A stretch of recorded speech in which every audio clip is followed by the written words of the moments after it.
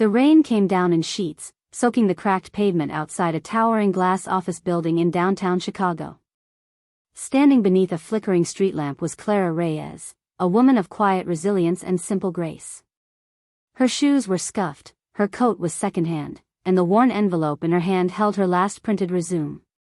She had walked 3 miles from the bus stop. Couldn't afford the fare. But Clara wasn't the type to complain. A widow at 38, mother to 2 teenage boys, she had worked double shifts at diners and cleaned houses for years, always putting others first. And today, she had an interview for a receptionist position at Lennox Corp, one of the largest tech firms in the state.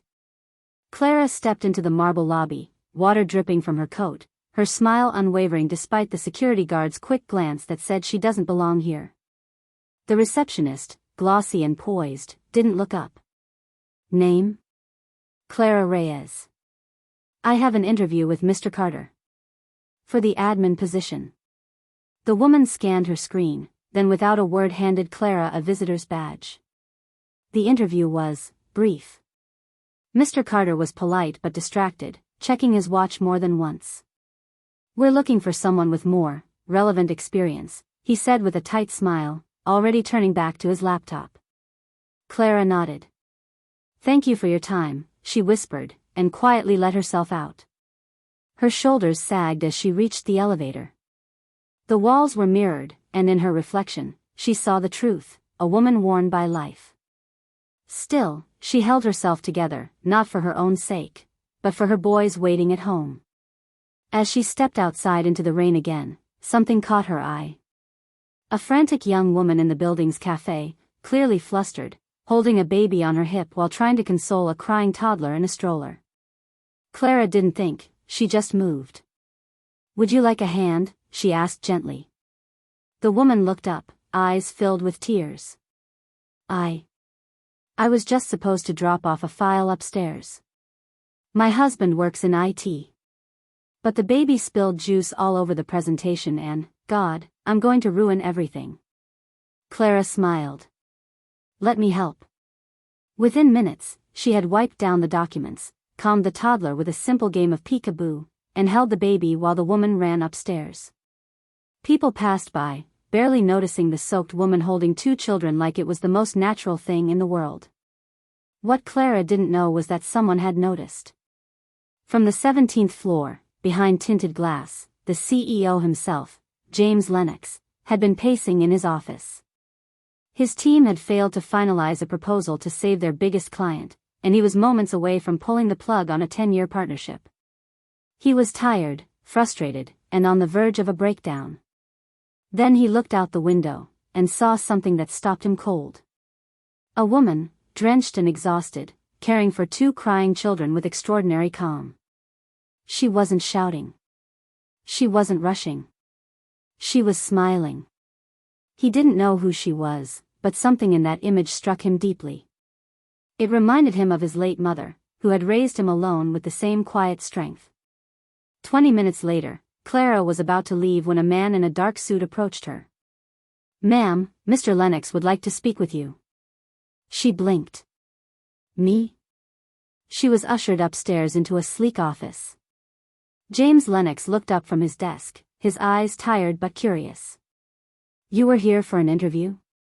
Yes, sir, Clara said softly, unsure what to expect.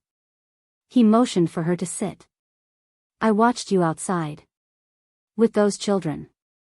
Most people would have walked past. Clara simply shrugged. They needed help. There was a pause. Then he asked, do you have children? I do. 2 boys. One's 15. The other just turned 12. James leaned back. I lost my mother when I was 10. I still remember her hands, strong, gentle. She worked 3 jobs so I could go to school. Clara smiled gently. She'd be proud of you. That hit him harder than he expected. He reached into a drawer and pulled out a manila folder. This is a proposal for a nonprofit partnership. My team failed to understand what families really need. They gave me charts. Buzzwords. No heart. He slid the file toward her. "I want your opinion." Clara hesitated, then opened it. She read carefully, quietly, and after a few minutes said, "You're trying to help working families. That's good. But you've got it backward. You're asking what they can do for the company. You should ask what you can do to make their lives a little easier." James stared at her. "Add child care stipends," Clara continued. "Flexible hours. Paid leave for emergencies. Families will give you their best if they know you care." It was simple. Obvious, even. But no one had said it like that. The next day, Clara got a call. She didn't get the receptionist job.